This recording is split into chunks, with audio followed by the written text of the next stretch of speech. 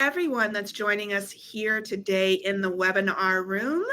Welcome to you all. Come on in. We're going to wait just a couple of minutes to let everybody come and join us who is going to join us today for our really awesome webinar. I'm really excited about this today. But in the meantime, while we are waiting for those extra people to come on in, why don't you just check out that chat box on the right-hand side of the screen and let me know what your name is and where you are logging in from around the world so we can say hello.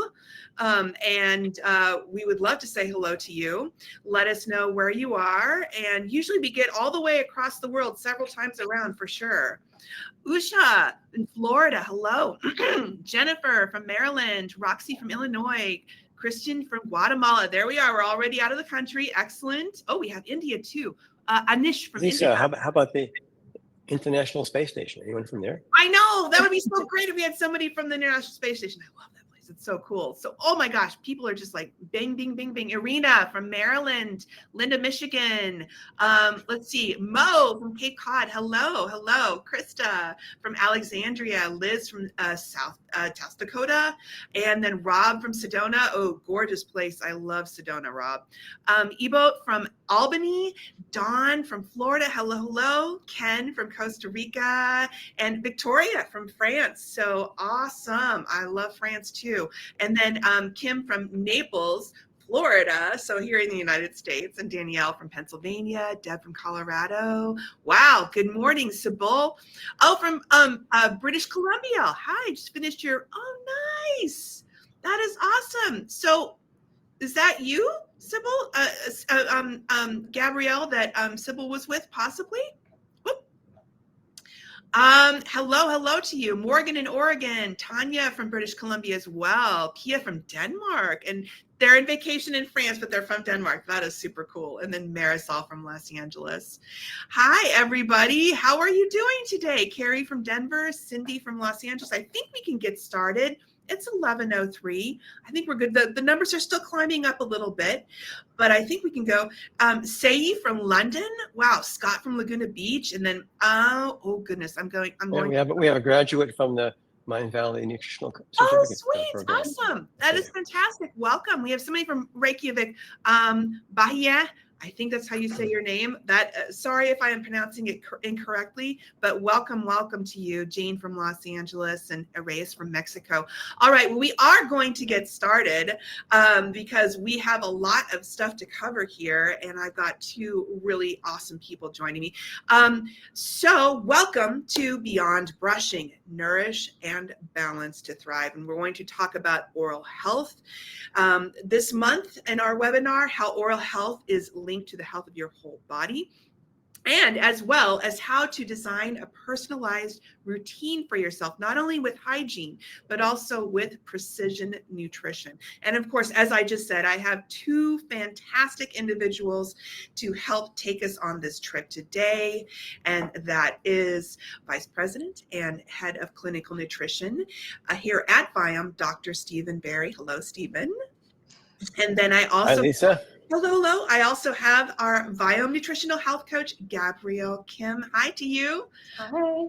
Thank you so much for joining me today. I'm really excited about this. So we can just go ahead and jump right in.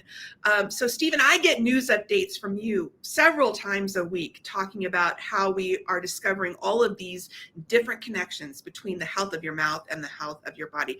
Could you start us out today with a little background on the science behind that? Sure. Some of you may know that I've been involved in the microbiome world for about 35, 40 years. Most of that time was involved in looking at what's happening with our GI tract microbiome, the over 8,000 bacteria and millions of viruses and thousands of parasites and thousands of fungi that reside in our GI tract. As many of you are aware of, over the years, a lot of information, research came out showing the intimate connection between the health of the microbiome in our GI tract related to chronic disease. And it's been implicated in, when it's out of balance, it's implicated in many of our common diseases, our common chronic diseases. Well, recently, and as many of you know, and I've talked about this before, the microbiome exists everywhere on the earth, in our hair, on our skin, in our mouth, all our orifices, etc. There is a microbiome that resides there and does good things and perhaps not so good things. As much as the information research over the 35 years grew about the GI tract microbiome, in the past 3 years or so, there became a renewed interest in the oral microbiome. And there are about 800 different bacteria that live inside the mouth. And while most of us think about our oral health because we see dentists, and the dentists talk about, gum inflammation and cavities and, all these kinds of things, root canals, we're always still thinking about what's happening inside the mouth from that perspective. It turns out that the bacteria that reside in the mouth have major implications not only for the health of the activities in your mouth, but the rest of the body. And on the screen, you see just some snippets that Lisa pulled out from a Google search. How this is in the news. Not brushing or flossing regularly, you could be hurting your body's ability to fight off Alzheimer's disease. You say, what? Alzheimer's disease? How's that related to the bacteria in my mouth? We'll talk about that later. Dental health affects your brain and is linked to dementia, right? Oral health is key to your overall health, oral health. So this is what's in the news. This is what's important. This is what dentists are finally starting to pay attention to. And this is what Viome is paying a lot of attention to right now. So it's not a pretty smile. It's not just about, how fresh your breath is. It's how does what's happening inside your mouth affect your entire health? It affects your longevity, your healthy aging. It's the gateway to your body's health. And I'll talk more about what that relationship is and how it affects the rest of the body.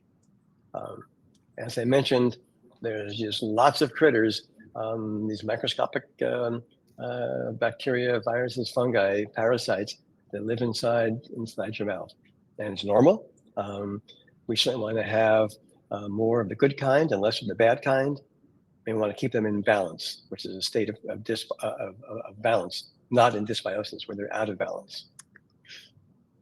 So interestingly, Harvard Health has published something actually last month, an article, and they talked about 300 diseases and conditions are linked in some way to oral health. Imagine that. 300 diseases and conditions are linked to so much. how well you keep your oral health healthy. Now, how does it work? Well, there are a couple of ways. One, if you have lots of, quote, bad bacteria in your mouth, you might be swallowing them, right? And they get into the GI tract, and they might cause things like IBS. It might even be causing colon cancer, for example.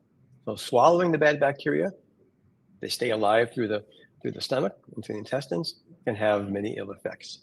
Also, bacteria produce chemicals called metabolites. The metabolites can have either a positive effect on our health or negative effect on our health. So if we have harmful metabolites being produced in your mouth, they get swallowed, they can impact the rest of the body. The other way that this happens is you've heard us talk about leaky intestines, intestinal permeability, which is a way that bad bacteria or metabolites can cross over the barrier of the GI tract into the bloodstream. The same thing is happening in the mouth with inflamed gums or leaky gums. So these bad bacteria or these bad chemicals, the bad metabolites, pass through an inflamed leaky gum into your bloodstream, go out your body. As a matter of fact, we have seen, it's been reported that some of these metabolites, or actually the bacteria, have been found in the brains of people with Alzheimer's disease. So it's actually passed through the blood-brain barrier into the brain, causing inflammation in the brain. Pancreatic cancer. Okay, this is January, just a few months ago, a big article in Gut Magazine.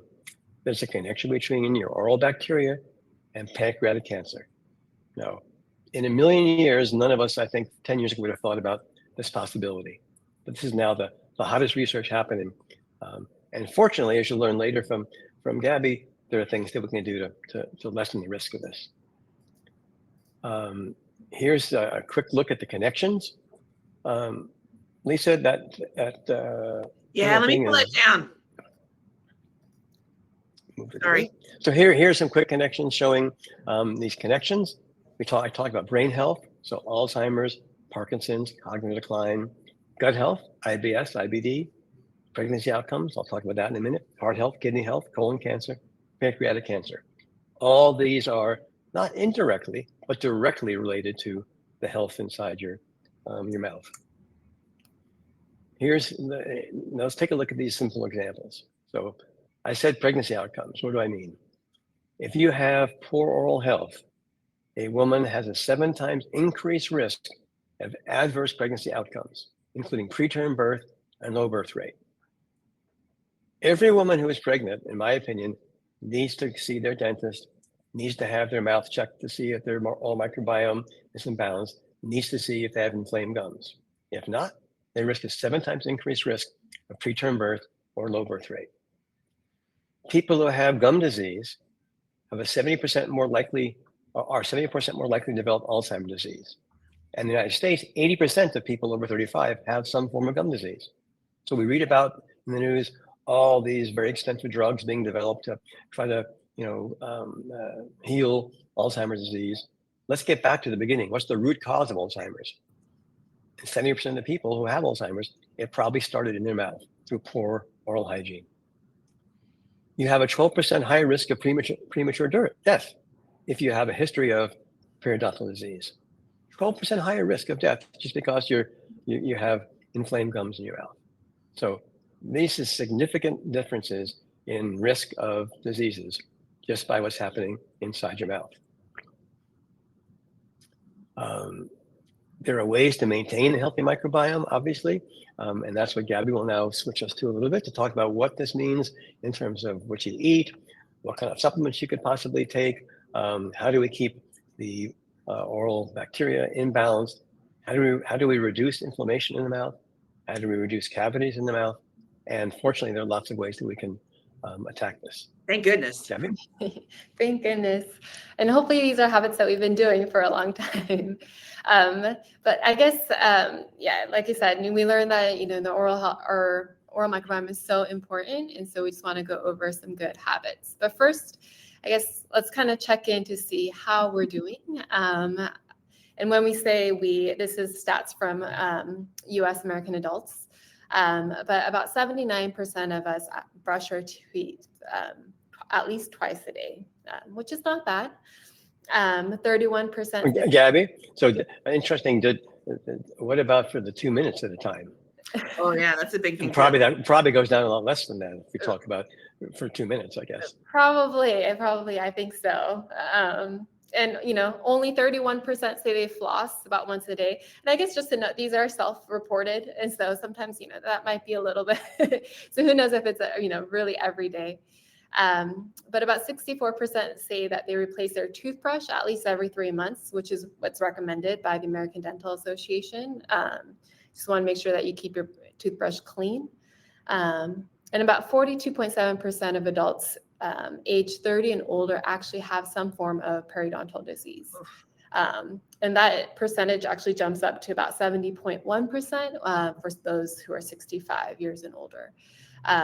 So there's a lot of room for improvement, I guess. There's a lot of room for improvement. Yeah, the things that we can definitely do to improve our habits, and then just to bring some of those risk percentages down a little bit.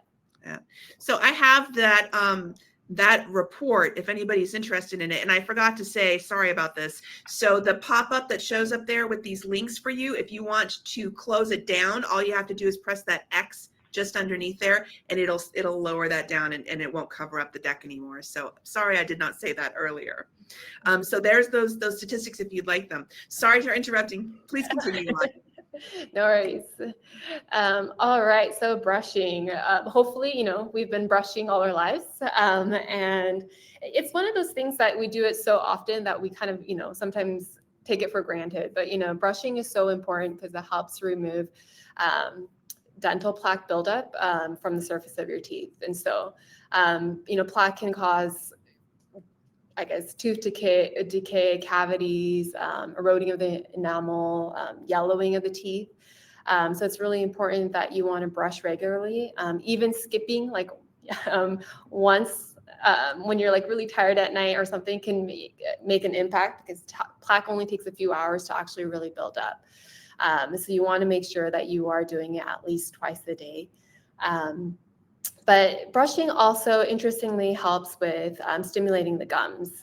You kind of stimulate it, so it helps with circulation of nutrients, blood, and so it kind of helps reduce inflammation and keeping your gums healthy as well too.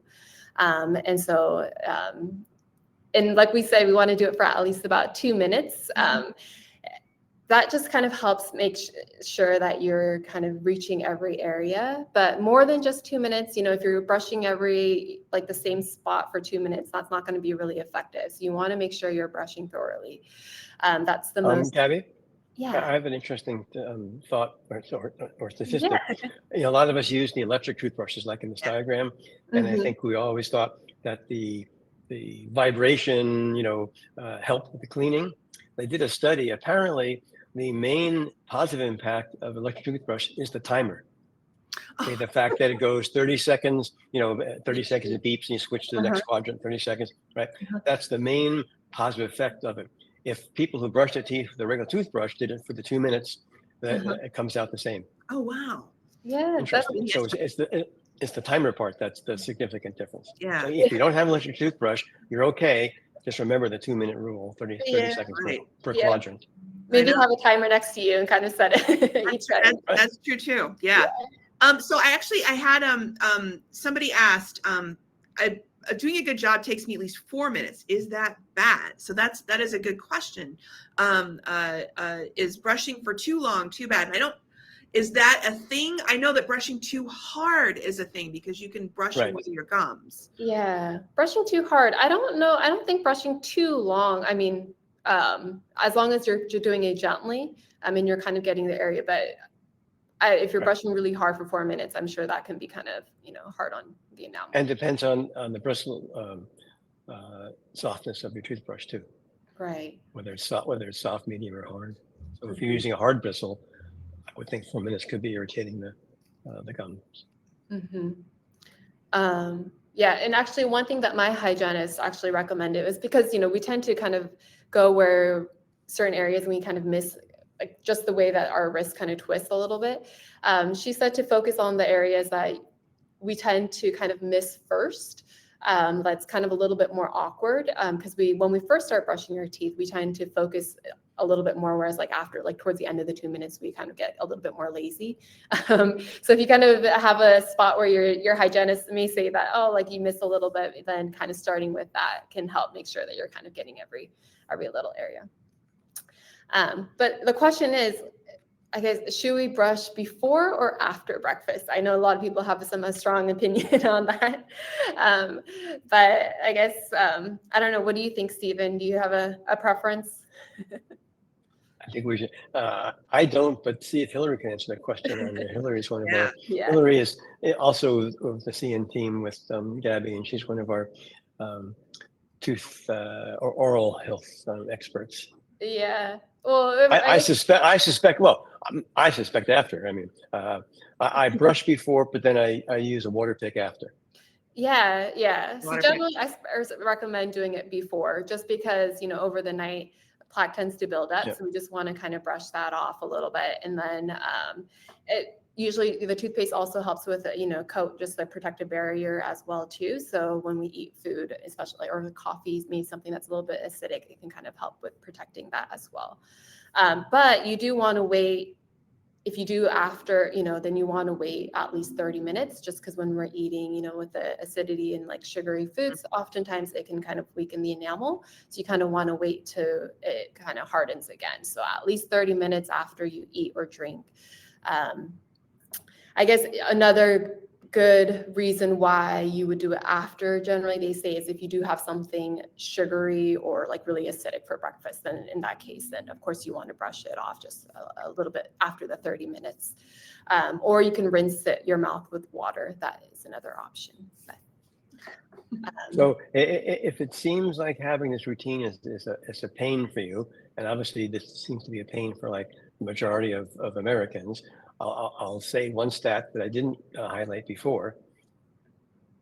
If you don't have good oral health, which brushing is one of the key ways to have good oral health, you have an up to 50% greater risk of developing cancer, oral, esophageal, lung, colorectal, pancreatic, and breast cancer.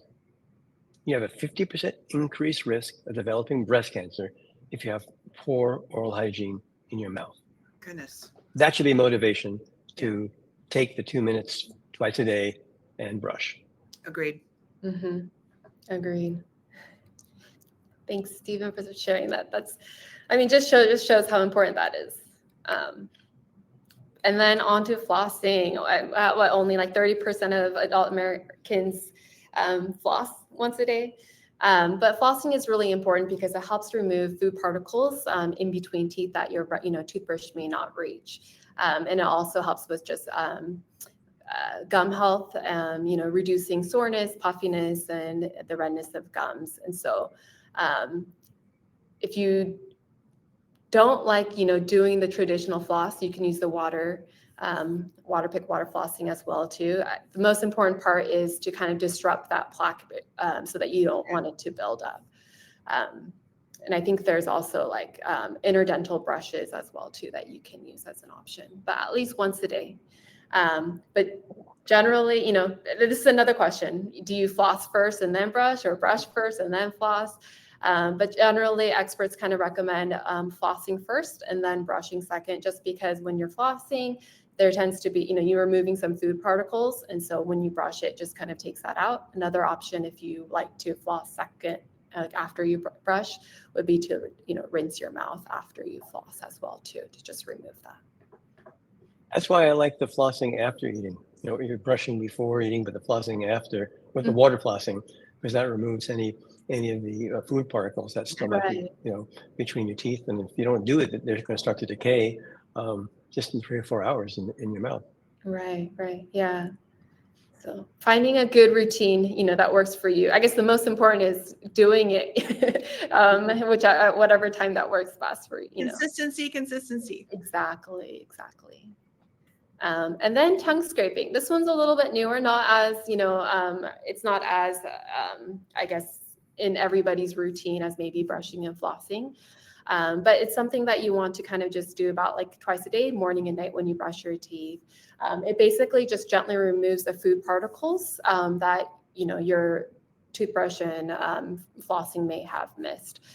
So, we still have bacteria and food debris like in our tongue. On the surface of our tongue, we have these finger-like projections called papillae, and it can hold just, different bacteria and the food particles that we just want to kind of scrape off and clean. So it just helps with freshening your breath and keeping your mouth clean. And then hydration, water. Water is really important for a lot of different reasons, but it also kind of works as like a natural mouthwash. It just helps wash away food particles, neutralizes the acidity in your mouth, and helps promote healthy saliva production. Saliva is really important because it has important minerals like calcium and phosphate, just to help with your enamel, but it also contains like enzymes and proteins as well to support your gum health. So want to make sure you're drinking lots of water. All right, and then mouthwash. We hear a lot of different opinions about mouthwash. Should you use it? Should you avoid it? Right. So there are some pros to it. It can help some, freshen your breath, may reduce some plaque and the growth of bacteria. But the cons would be that as it destroys some of the, not so good bacteria, it also removes the beneficial bacteria. It's not target specific. And so you're losing all the, a lot of the good ones that support your oral microbiome as well. And it can have a drying effect and then like irritate your mouth, especially, the ones that have like alcohol and harsh chemicals. And it doesn't remove existing plaque. So it's not a good replacement for like brushing or flossing. You want to, so you want to definitely keep doing that. But if you do like mouthwash, definitely look at the ingredients, choose ones that are alcohol free, ideally. Yeah, Listerine is like pretty much the most prominent mouthwash on the market today, and that will kill, I believe, pretty much everything in your mouth, which people think is healthy. They think it's healthy, and they think it will give them better breath. And I know my husband used it for years for his breath, and now he's dealing with even worse breath. And so we're starting from the beginning. We're going to go into more this, and then more targeted nutrition and things like that. So it's definitely a good idea to stay away from those things, just to make sure you keep the microbiome healthy in your mouth. I'll say something controversial here. Why not? Why not? Please. I think that Listerine in its original incarnation, with all the alcohol and stuff, which killed everything in the mouth, may be responsible for more chronic disease than anything else on the planet when you think about it. That is right? controversial. It wipes out all the good bacteria of the mouth. Just like antibiotics, we know the effect of antibiotics, oral antibiotics that we take on the GI microbiome and how that's implicated in chronic disease, right? And the overuse of antibiotics for so many years created a big problem around the world. And the same thing existed for Listerine. Yeah. And there are two things also that I want to bring up really quickly. One is brushing your tongue versus scraping your tongue. There's a couple of things about that. And then a couple of people were asking about what about oil pulling instead of mouthwash. So first on the brushing versus scraping, Gabby, do you have a thought on that? I was thinking they both could help, but there's a reason why the scraper is rigid, correct? Yeah, so there was research that said that the most important part is actually doing it. So there's not too big of a difference with actually using your toothbrush and using the scraper. So if you don't have a scraper, you can use your brush. But I think the scraper it's a little bit, you're able to do it a little bit more efficiently.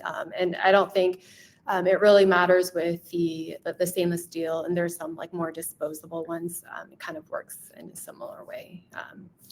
And then what was the other one that you? Oil pulling. I see a question about hydrogen peroxide, which is that too. So hydrogen peroxide and oil pulling. Yeah, that would kill everything just like the alcohol does. So that's true. Would not be recommended.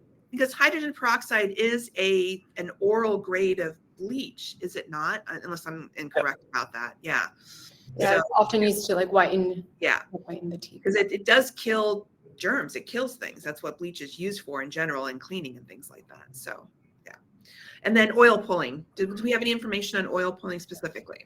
Yeah, oil pulling, I know that it kind of helps with reducing some inflammation. It can, in pulling some of the bacteria. I don't think that you're supposed to do it every day from what my understanding is. And you definitely don't want to swallow. You want to spit it out. I'm not exactly sure how long you have to do it in order for it to be effective. I apologize. I don't have that information. I don't know if you know, Stephen. No, I'm not that familiar with oil pulling. Perhaps Hillary is. The only thing I know about oil pulling, someone pointed out the other day that one of the top selling products on TikTok, they sell like $50 million every few months, is an oil pulling product. Oh, wow. So amazing. What can I say? That's all I know about oil pulling. That is amazing. Okay, so I see a lot more questions. Hopefully Hillary can help us out with those, but we do have to move on. We have a lot more information to give you guys. So please go ahead. Okay. All right. And then ingredients awareness. Okay. Like everything else, that we kind of eat and put in our mouth, or we want to check the ingredients. Generally with toothpaste, we go for big name brands that we kind of know, that we've been using for a long time, or the cheapest ones. We don't like to, we just think that whatever is the most just kind of on hand, we can just kind of use. But you really want to look in what is in your toothpaste, because we just learned that it's so important. So a lot of common ingredients here that we have listed here that you just kind of want to watch out for. So sodium lauryl sulfate, which is a detergent, basically helps with foaming in the mouth. Foaming can kind of be beneficial in the sense that it helps kind of have the active ingredients move around. But SLS it can cause your impact the tissues in your mouth, and it's very harsh. And research has shown that it can cause ulcers. So better to stay away from it. And there are natural foaming agents. Yes. This definitely natural options. And then chlorhexidine, triclosan, trouble pronouncing that one, but those are antimicrobials that you kind of want to watch out for. Artificial sweeteners. A lot of these things in toothpaste, it can taste kind of bad, it can have a strong taste. So a lot of times like sucralose and saccharin are added to enhance the flavor. But those are linked to, disrupting your microbiome, and then also to other long list of diseases that you want to be careful of. And the parabens and propylene glycol, which is generally used to increase the shelf life and keeping the toothpaste from drying out. But it can actually have a drying effect on your mouth. And propylene glycol is also, its research has shown that it can damage the nervous system, liver, and kidneys as well too. And parabens can affect your oral microbiome as well too. So things that you kind of want to steer clear from, and always check your toothpaste ingredients. Kind of get in the habit of doing that. Just like how we recommend, always looking at the ingredients in your food. You want to look at the ingredients in your toothpaste as well. So we have our Viome Guide to Oral Health, which is in the little click here pop up for you, and that gives a guide on all of these ingredients that Gabrielle just went over, and it was put together by our clinical nutritionist team, and also Dr. Barrie here as well. So yay. Yay. Okay, so now we learned about all these different hygiene habits, and if you're not used to it, how can we start doing it? Well, definitely a good technique is habit stacking, which is basically you're making new habits by adding on to your current habits. So it kind of helps rewiring your brain. So if you're not used to flossing, keep your floss next to your toothbrush, and then get in the habit of doing one after the other. If you wear a mouth guard or retainer, you want to make sure you clean that too. So after you brush your teeth, clean that as well too. If you drink coffee, you want to rinse your mouth afterwards. Drink a cup of water right after. So you just want to kind of add on to your current habits and do it kind of in a, and then like one after the other, so that it kind of sticks in your brain. And over time, it'll just kind of be natural. So you'll floss, brush your teeth, scrape your tongue, and so.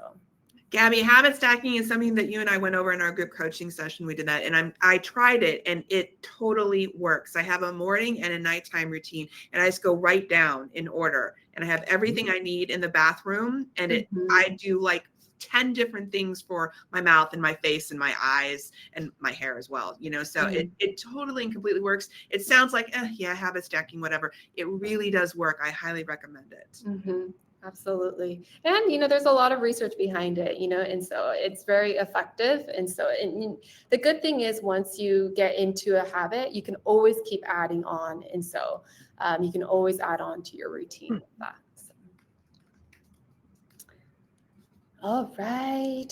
So now on to the good stuff about more personalized things. So personalized foods for your oral health.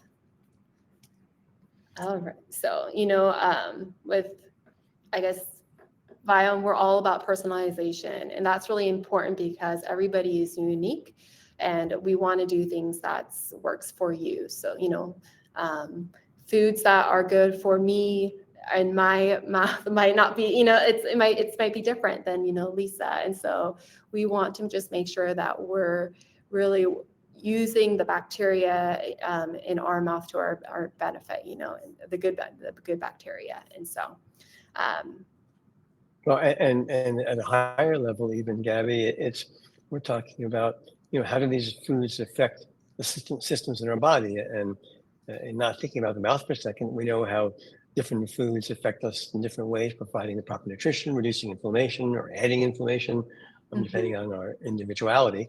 Well, the same thing is happening, how these foods affect what's happening in your mouth in terms of inflammation, in terms of saliva production, in terms of cavity protection, etc. All the foods have the components of the food have a similar impact in the mouth, positive or negative. And the key part is what may affect Gabby in one way from one food may affect my mouth in a different way. Exactly. Yeah, so when you do your Viome test, you'll have these different food recommendations that you'll see in your app. And, like Steven said, if your oral inflammatory pathway is not optimal, you may, have foods that support that. So like bell pepper and, for vitamin C can help with that. Or you may have avoid foods like refined carbs, like, white rice that you may want to avoid. My husband has to avoid all forms of rice. Yeah, and a key part certainly for both the oral health and the whole body health is you want to inhibit inflammatory activities. And there are again some foods that are pro-inflammatory for one person and anti-inflammatory for another person. Right. So that's why it's important to understand how these foods and the chemicals in the foods are interacting through your microbiome in the mouth or in your gut with the rest of your body.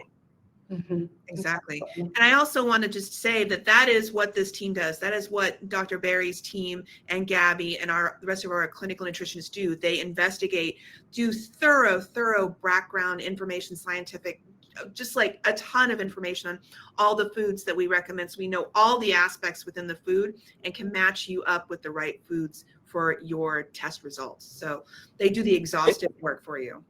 Interesting stat, because it came out yesterday in a meeting with our product development team in the app. We're talking about in the app we list, we have links when we say avoid this, and there's a link that shows the scientific basis for that.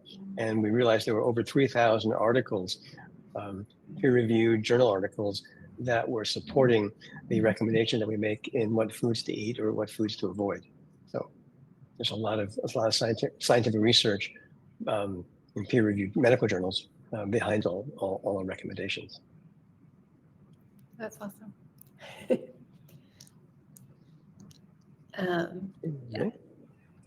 All right. And then, foods that generally everyone should avoid and kind of be wary of. This probably isn't a surprise, but foods that have added sugar. Sugar, generally can fuel some of the bacteria that we don't really want and then cause, plaque to form. And so we want to fuel more of the beneficial stuff, but so it's kind of staying clear of sugars, especially ones that are generally like a little bit more sticky, like lollipops, taffy, caramel. Those ones tend to kind of stay in your mouth a little bit longer compared to even like maybe like bread or something like that. Tend to you chew and swallow. So especially the ones that are a little bit more sticky, you kind of want to be watchful for. Alcohol is one that's it has generally added sugars in it. It's acidic, and it can also cause drying of the mouth. And so you just definitely want to be watchful of that. Not very many. It also kills the bacteria in your mouth. It's alcohol. Exactly. Yeah, that's right. It's Listerine that tastes better. Listerine tastes better. Exactly. Or not. Yeah. So definitely affects, your oral microbiome. And then acidic foods, which can, impact the enamel of your tooth. And so you just want to watch out for that. And that can include, soft drinks, even the carbonated drinks. Some even, I guess if you're sensitive, being watchful of like certain citrus fruits can also be kind of, And then alkaline foods, which are generally like your fruits and vegetables, not citrus, beans, legumes, nuts, and seeds, which kind of help neutralize the acidic foods and protect the enamel. So making sure that you're getting a lot of those can help promote the growth of beneficial bacteria.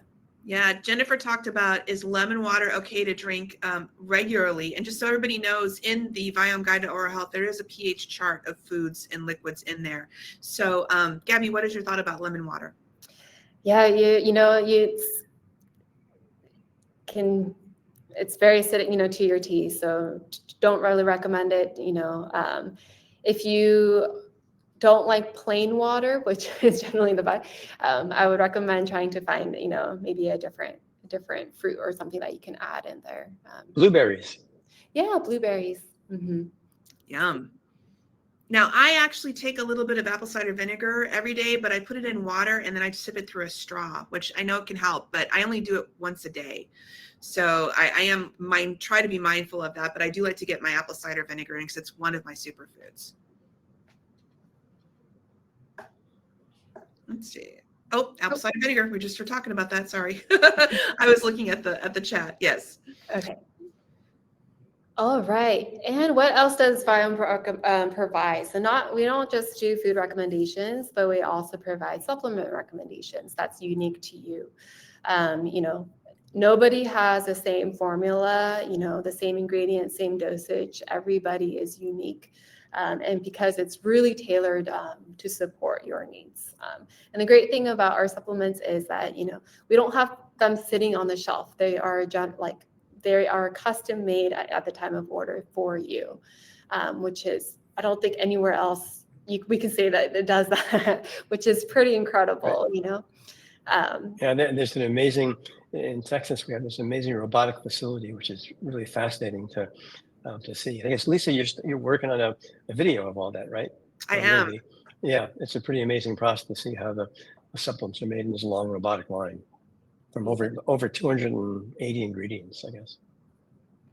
Yeah, and all those ingredients, just like the food recommendations, it's going to be tailored to what you need. So some people may have some polyphenols to help reduce oxidative stress that can cause inflammation and swelling and the breakdown of gum tissue. Some people may have, ingredients to help soothe your gums.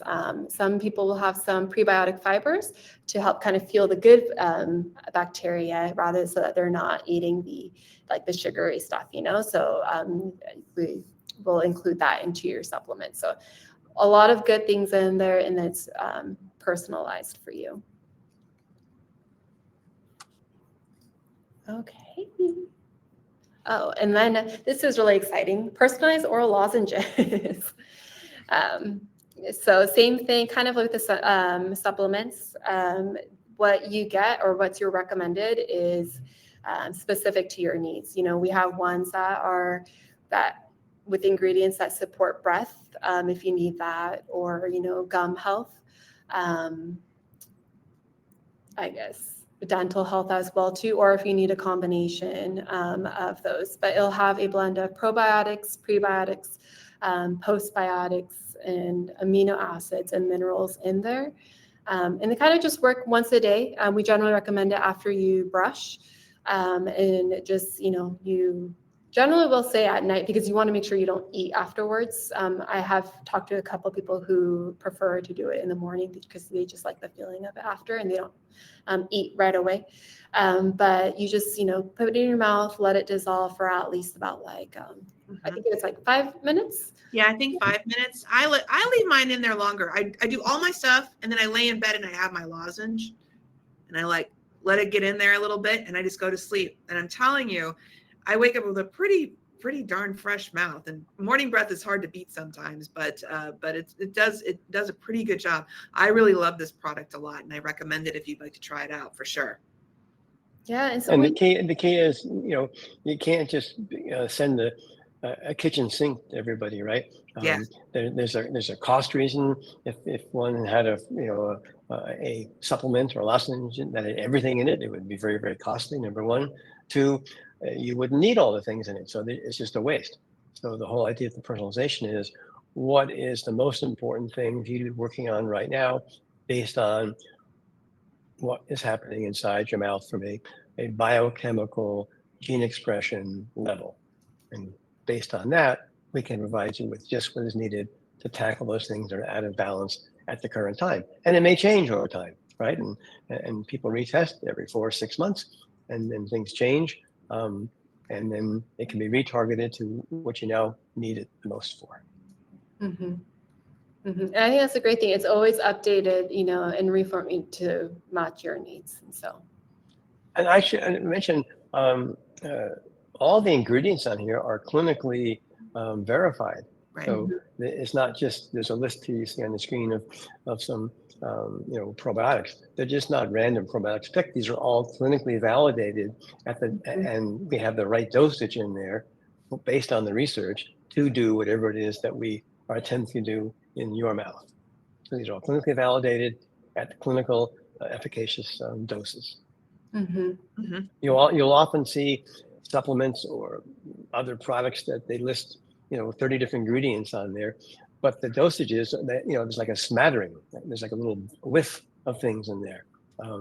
Most of them are not very effective at all because they're not using the clinically researched dosage of that ingredient. Yeah, there was a lot of research going into formulating these, and so yeah. Oh, you just went over those? Did you just go over the Yeah. It's all good. There we go. Yeah. That's what they do. Yeah, that's what they do. Right. And this is very different than the lozenges that people think of breath mints, right? Certainly most everyone listening has taken a breath mint, right? And okay, that's good for my mouth, and yeah, it has something in there to help with breath, but it's just a kind of cover up, not solving anything.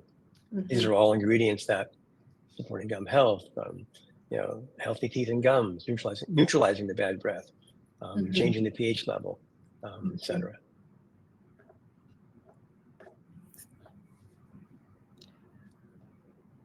Ta-da!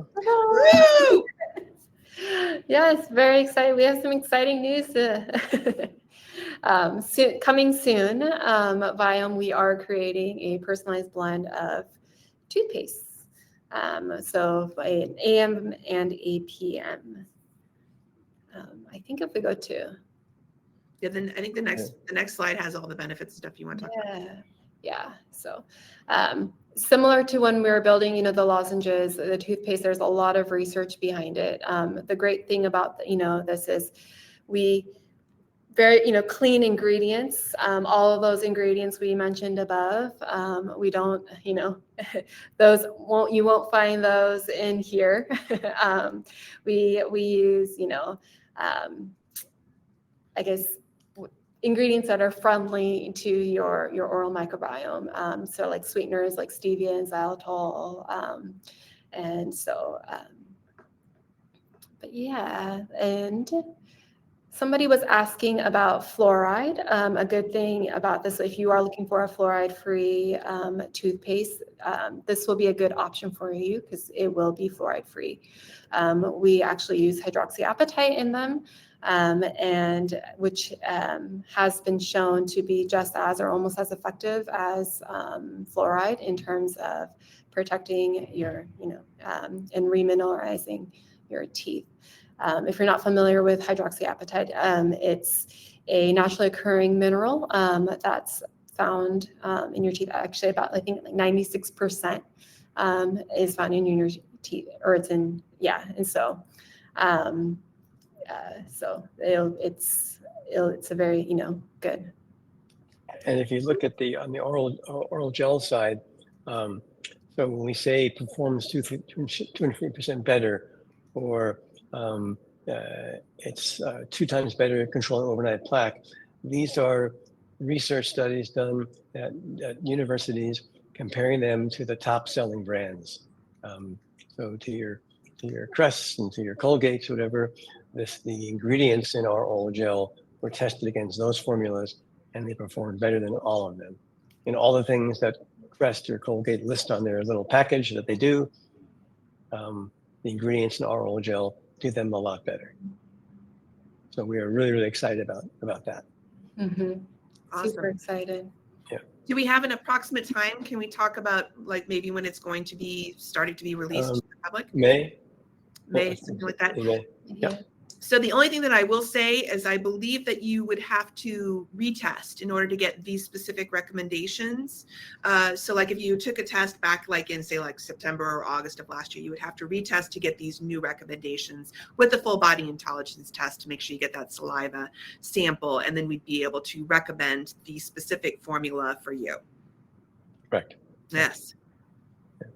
But you just look on the left side. So the toothpaste part, there's a gel and a toothpaste in 2 separate little packets. It actually strengthens your teeth. It actually reduces your plaque. It whitens your teeth. So all the things that we're looking for in oral care, these are personalized for you, again, based on what we're learning from the activity of the microbiome of the bacteria living inside your mouth. So again, designed based on the gene expression or the presence or absence of the various bacteria in your mouth. And it's different than for Lisa or for Gabby or for myself. Mm-hmm. Mm-hmm. Mm-hmm. Yeah, we're super excited about it. All right. Sorry, I'm typing answers as fast as I can. There's so much excitement for these new products and when they are available and how you can see your recommendation. Just so everybody knows, you have to give a saliva sample specifically, not only, but specifically in order to get recommendations for the oral biotic lozenges and in the future for your toothpaste.